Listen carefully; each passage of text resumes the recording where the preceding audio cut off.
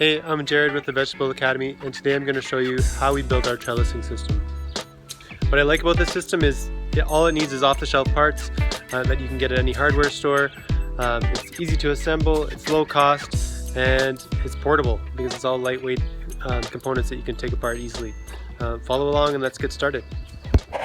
So we use 1/2 inch electrical conduit for the structural components, 1/2 inch rebar to stake the posts into the ground, large fender washers like this that fit around the rebar, which you'll see in a second, 1 inch PVC elbows and tees for the joints, fabric staples that are pretty common just to pin the twine into the ground, and a big roll of baler twine for all of our trellising needs for the rest of eternity. And this one finicky thing about this design is we just use hockey tape. It's flexible, it lasts for a season, and it works really well to fasten the joints together. Alright, I'm just going to build this thing and let you guys follow along. Maybe I'll label a couple of details along the way. But here we go.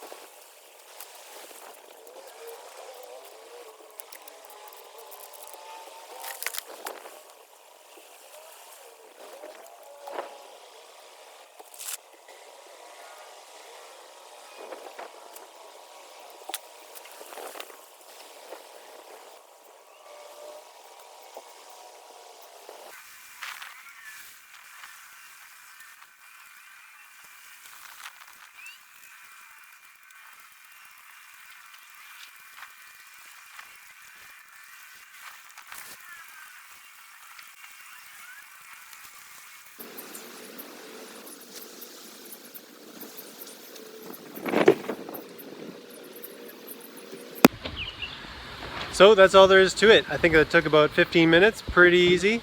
Let's take a look at some of the details here before I let you go to make sure you get things right. So the first thing I'll highlight is the spacing.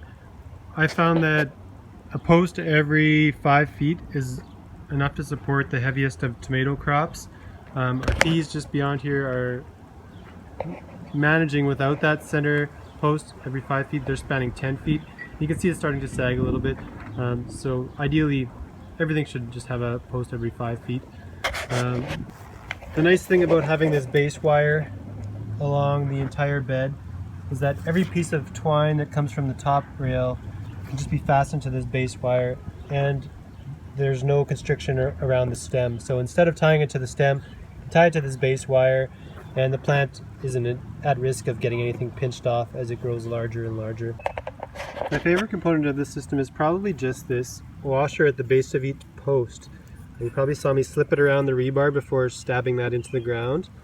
And what this washer does is stop the electrical conduit from sliding deeper into the ground every week as the crop gets heavier and heavier. Because this trellis is going to support a lot of weight throughout the season.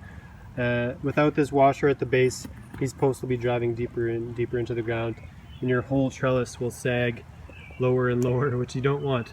So I love that little trick. And the detail that's probably my least favorite is this joint system that takes advantage of easily available 1 inch PVC elbows and tees for the center components. And we just fasten it with tape. You can buy galvanized steel joints for this electrical conduit, probably looking at $5 a pop easily, at least in our part of the world. And they're a little hard to find. You can't get them off the shelf as easily. So wanted to use off the shelf parts here. This system has worked really well. So even though this lacks a little bit of grace, it's certainly functional, and it's held up really well for us over the last few years. Alright, that's it for today. I hope you found that useful. If you did, give it a thumbs up and subscribe. And if you're interested in all the details, I'll post a link below for the full written description in our classroom page. So check that out. See you later.